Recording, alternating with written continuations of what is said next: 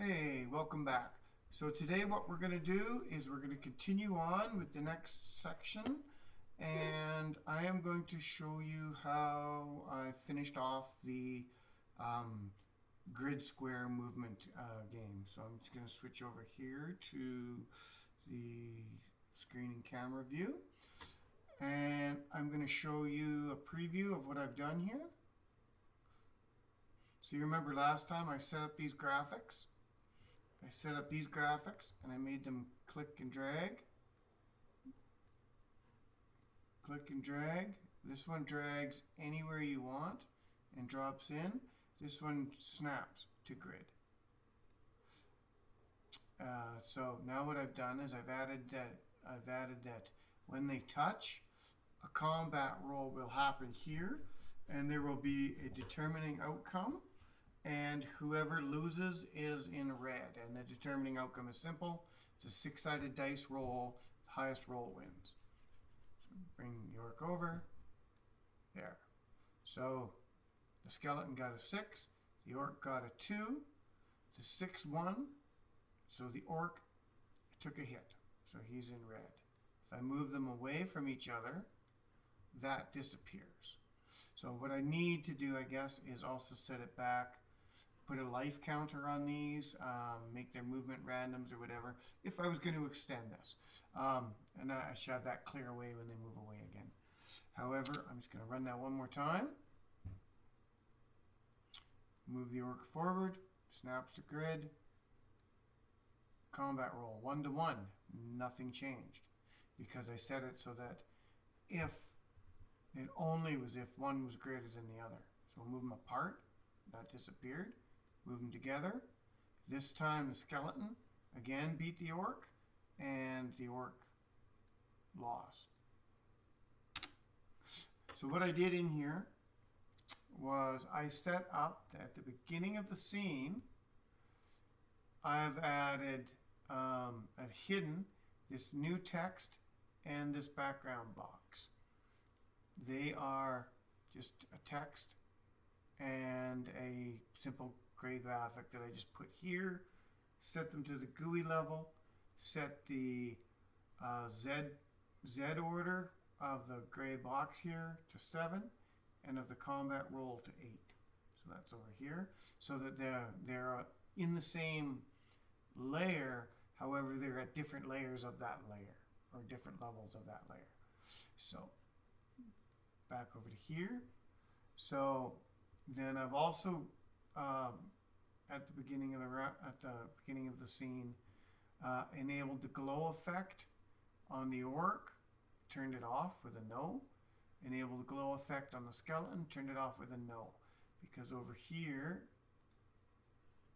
if I go into my properties, go into effects, I have the drop shadow effect that I showed you last time, but now I've added a glow effect, which is just distance between 15 and 15 pixels.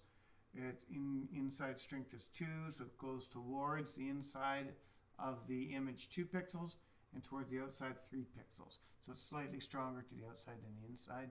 And I've done that for both of the skeleton and the orc. So then you have to turn that effect off so that it's not there when you see it. Whereas I have the effect on by default and haven't done anything in the code here in order to affect the drop shadow, because I wanted that drop shadow to be evident all the time, as I showed you in the last episode. So then I set up that then there's a movement, but I didn't add anything there. I just left that as it was. But then I set up here that if the orc is in the collision with the skeleton, to show the big box and to show the new text. So that then lets these components be shown on the screen. And then, so it'll indicate that there's a combat roll happening. Then in that same statement, I've set in a subset of conditions. So if this happens, then it'll move on to check this conditions. And this is just a trigger once. So it's just, if this has happened, it's going to trigger this action once. and it's going to change the global variable of orc dice and change the global variable of skeleton dice, which is a global variable I set up, which is over here under global variables. I added these two, orc dice, skull dice, and I just set the number to 1 for both of them so that it was the same out of the gate. Cancel, we're not going to change anything there. Click back into here. So I set those up to change that to a random range between 1 and 6 for each one of those. So basically, if those two bump heads, it's going to roll a random number for each one, reflecting the numbers on a 6-sided dice, so the range between 1 to 6. Then, continued in that submotion, it's going to check the global variable of orc dice.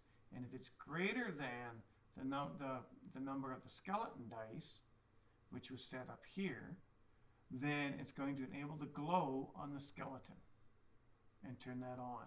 So that means if the orc's number is dice rolls higher than the skeleton's dice, the skeleton's going to glow, so he's going to take a hit with that red glow. And same and vice versa. If the skeleton dice is greater than the orc dice, it's going to turn the glow on to the orc. And then that basically ends that combat action. And I've also got down here, if orc is in collision, if orc, and this is an opposite condition, see this little red double thing here? So if I click on that, it's an inverted condition. That's what that little red thing means. So if the orc isn't in a collision with the skeleton, then hide the text box and hide the big box, which basically means back here, these will be invisible if they're not in a collision. And then lastly, down here, I just set the dice checks down here to reflect the graphic. So then this just runs every frame. So basically, if the variable is equals 1, it's going to play frame 0 of the animation, 2 is going to play frame 1, so on and so forth for the orc dice and the skeleton dice. And I have nothing else at the end here. Now I should set up like a sound, a clashing, banging combat sound or something here but you know, this was just more of a, again, a learning exercise in order to go through, come up with a template to show how this stuff is done. Because I want to put all of these things I'm doing here together in my big game. So I'm just going to show you how that all pans out here at the end again one more time. So now that you've seen the code, basically snap to grid, drag fluidly, and then align to grid, snap to grid, align to grid, and they can go either direction, right? And then if they touch, this becomes visible, they generate, and this time, I don't understand that. Why did a 4 beat a 6? There's something wrong with the 4 beating a 6 and the skeleton getting visual. Let me run that again.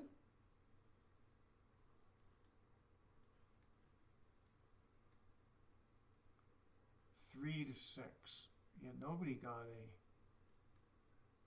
a 1-to-1. That's a tie. 5 to a 6.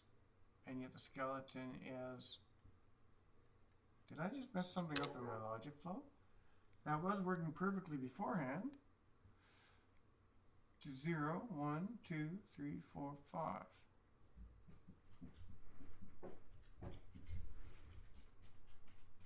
Animation of 5. Orc dice 1. Global variable of orc dice equals 1. Frame 0, frame 1, frame 2, frame 3, frame 4, frame 5. Those are all fine. Orc dice, skeleton dice 1. Frame 0, 1, 2, 3, 4, 5. It should work. Random range 1 to 6.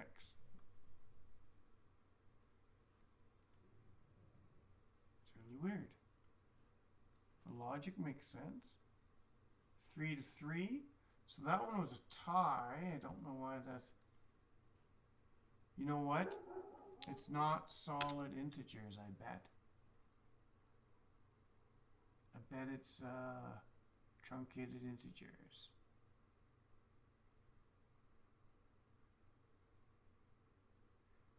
I need to look at something here. And I want to look at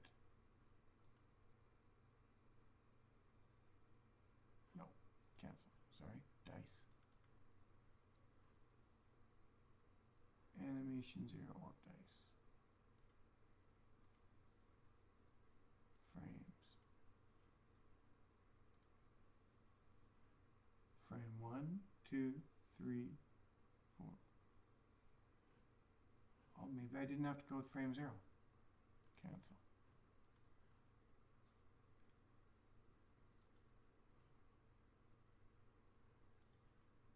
Cancel.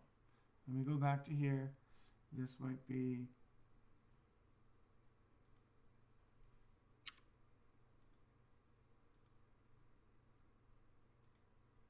two.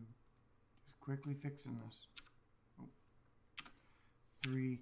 I thought the animation frame started on 0, 4, 5, 6,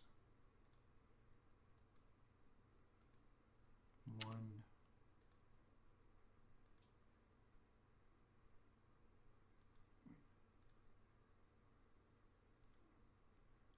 2, 3, 4, 5, 6. Save project. Preview. Let's try this again.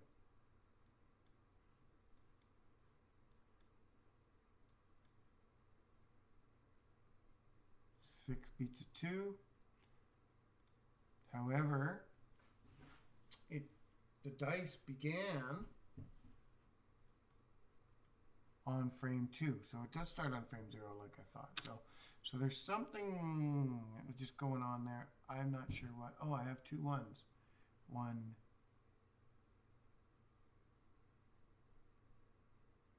I done something weird here. Okay.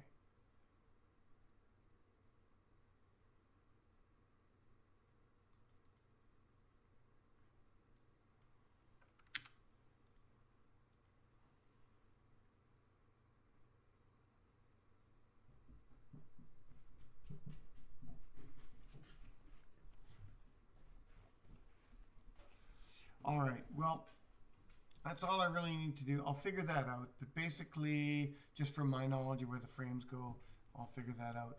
But that's all I've done is I've messed up on the frame there, so it was showing the wrong frame versus the number.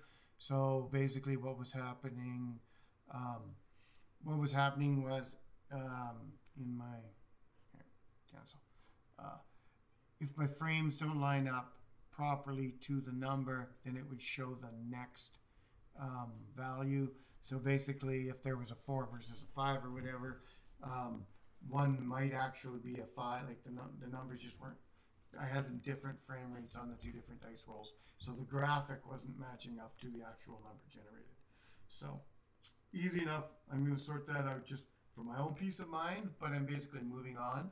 So the next one, what I'm going to do is I'm going to do a more of a matching game. I'll probably still use the drag to grid.